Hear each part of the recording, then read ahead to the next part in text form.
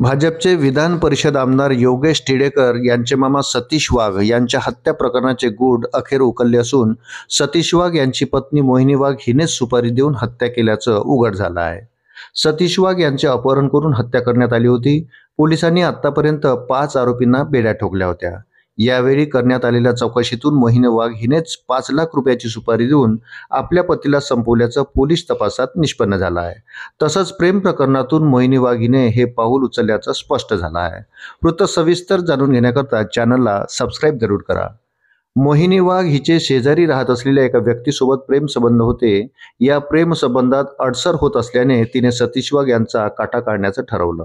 त्यासाठी तिने 5 लाख रुपयाची सुपारी देऊन पती सतीश वाघ यांची हत्या केली। मागील काही दिवस पोलिसांना चकवा दिल्यानंतर बुधवारी अखेर या प्रकरणाचं गूढ उकललं आणि पोलिसांनी मोहिनी वाघ हिला बेड्या ठोकल्या। आरोपींनी सतीश वाघ यांचे अपहरण केल्यानंतर 10 ते 15 मिनिटात अपहरणकर्त्यांनी गाडीतच त्यांचा खून केला।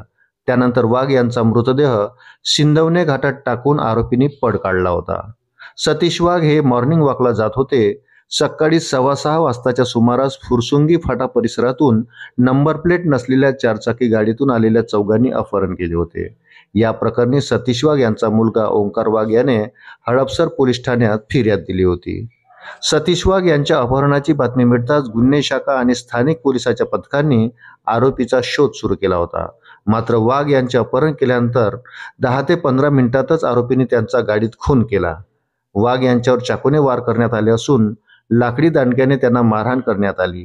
त्यांचा जीव गेल्यावर आरोपींनी त्यांना सिंदवणे घाटातील निर्जन स्थळी टाकून पळ काढला। सायंकाळी त्यांचा मृतदेह स्थानिक नागरिकांना आढळून आला होता।